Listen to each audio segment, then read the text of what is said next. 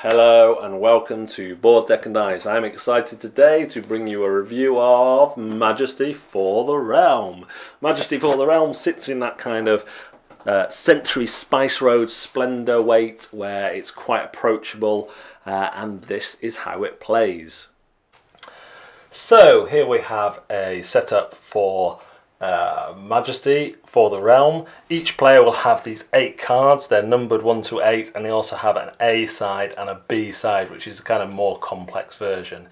Each player will get a card where they can place 5 meeples, and then in the centre there'll be a meeple supply and these really nice tokens, which are simply points in this game. You don't spend them, you don't do anything else with them, and they range in value from 1 all the way up to 100.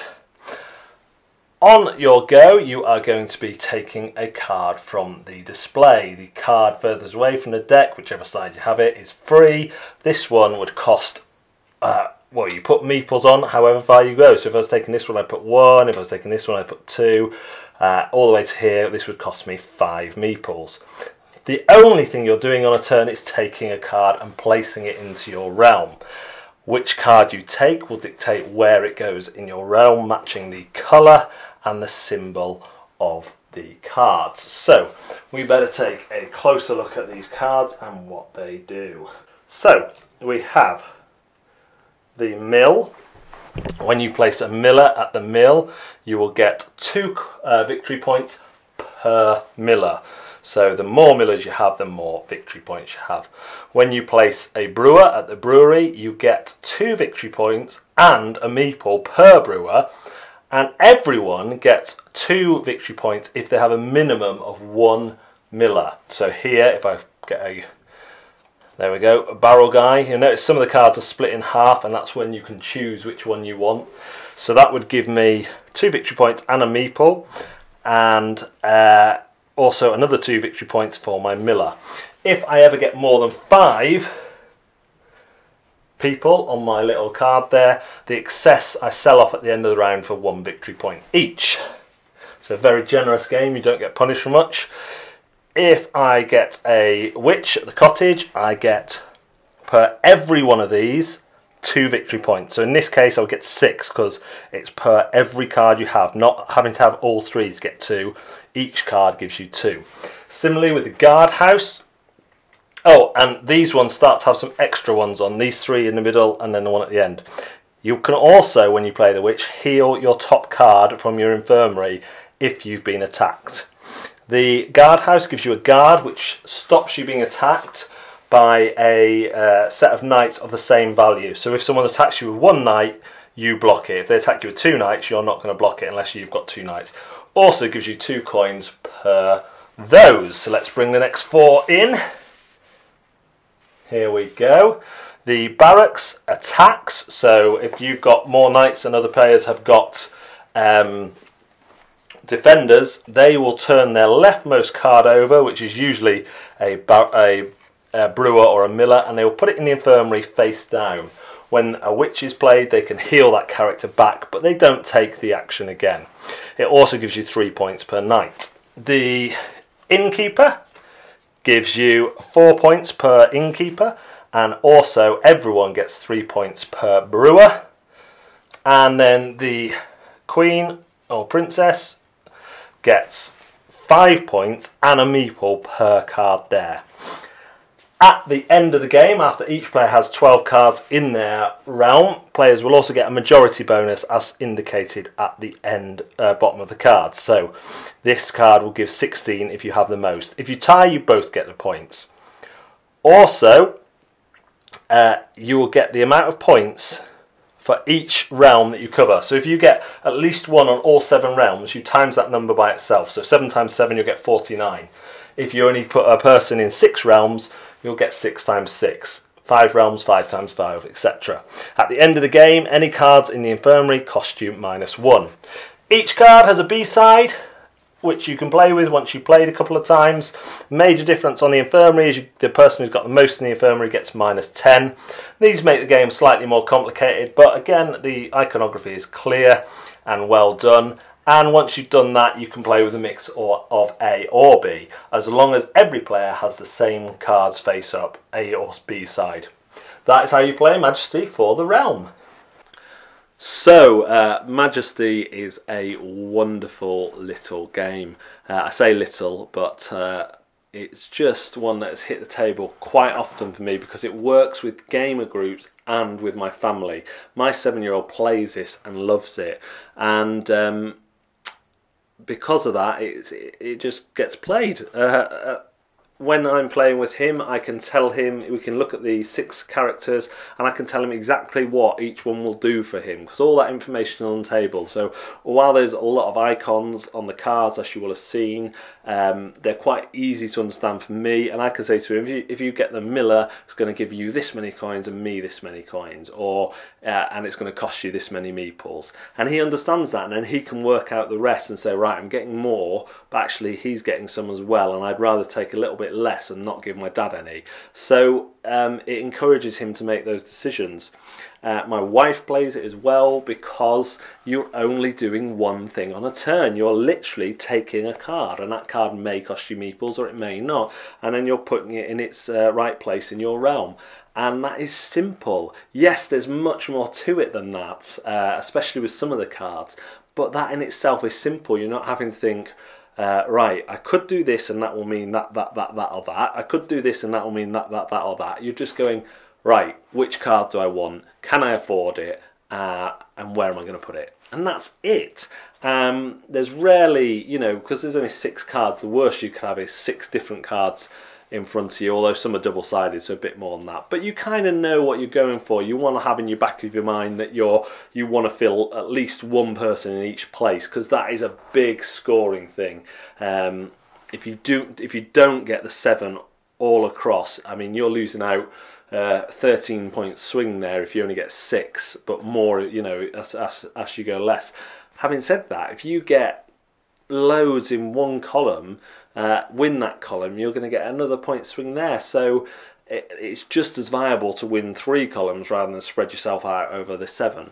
I really like the way the infirmary works, the way the fighting works. It's annoying when someone gets a knight because it's going to take out one of your cards, but at least you know it's going to be the one on the left. So there's 2 ways to combat that. Yes, you can get a defender, but if a defender hasn't come out, you can just stock up on the lesser cards and know that if they go into the infirmary, that's not going to hurt you that much in the grand scheme of things. So that's really nice that there's different ways to mitigate the attacking. The game feels different depending on what cards come out. I played one game where knights kept coming out and it was a very, very aggressive game, but I played another game where all the defenders came out first, so we were ready, and when the knights came out, it was just nobody really wanted them apart from to finish all seven realms, so it felt totally different. I haven't really taken with this game. I think I prefer it. I definitely prefer it to Splendour. I think I might prefer it to Spice Road currently. I just think it's wonderful. I think it's a game that should be in most people's collections. It fits so many situations. As I've said, family gamers that I've played it with have loved it. The components are great, the kind of poker chip points, and they're just points. All you're doing is taking these chips as your points, but there's something about, you know, getting those 1s, changing them to 2s, and then being the first one to change your 10s to a 50, and looking at everyone else going, yeah, I've got a 50 now. Look at me. There's something really nice about that. The insert is clearly made for more cards, more expansions to come out, but yet the cards that are in there are double-sided, so you can play with your realms on side A, you can play with them on side B, and when you've done that you can mix and match as long as everybody has the same setup. And side B is really interesting. There's some really, the infirmary, suddenly if you get most in the infirmary at the end of the game, you've got minus points, that's what it is. So old and forgetful. And the other ones trigger in different ways, and you do have to watch that when you first swap from A to B. Just make sure you're reading them again and not working on autopilot, because I lost out a few points like that. So I don't really have many complaints. I'm trying to think of any. Obviously there's the luck of the draw, but that makes the game feel different. There's still interesting things to do, still valid things to do. You're going to have an opportunity to fill up to get at least one person in all 7 realms. Yeah, there is the interaction with the knight card, but again that can be mitigated in a number of ways. I think one negative at higher than 2 players, you always know you've finished. It's when everyone gets 12 into their realm, and you always know you've finished because the deck kind of runs out. At 2 players, it doesn't quite. So at 2 players, you do have to remember to count your 12 cards. But I'm really scraping the barrel for negative things to say here. My son even noticed the artwork, the characters. So the millers are all illustrated slightly differently. So one might have a scarf on a head, one might be holding some bread. The innkeeper sometimes drinking a pint, sometimes he's got different drinks on his things. It's a really little thing, but it shows the care and attention that's gone into this game. I really, really like it. Majesty for the realm. Intimidation factor, yeah, this is probably the biggest negative, but also a positive. There is a lot of iconography on the cards. Now, it's very clear what it links to, and the iconography is consistent and nice, but there is a lot which does give it that intimidation factor. This is offset by the fact that you can only do one thing on the round. So as I always say, you're best to just set it up and go, this is your realm, these are your buildings, and tell them by the people that are there what they will do. Don't go, this one does this, this one does this, this one. Just depending on what 6 come out, just say, if you take that one, it will do this, this, and this. And they'll start to see the symbols and link them up. They are, once you've got them down and you start seeing them everywhere, they are really consistent and work well together. It is some of the iconography is a little confusing if you play a lot of these games regularly. This is very generous game, so you get it. You're getting points per every single card that you have almost all the time, but the symbology looks like an ore, and people are going, so do I choose which one? But that's just for more seasoned game players who will remember that anyway. That it's not like that. So there is a slight intimidation factor, but they've done. I don't think they could have done a better job of making that lower.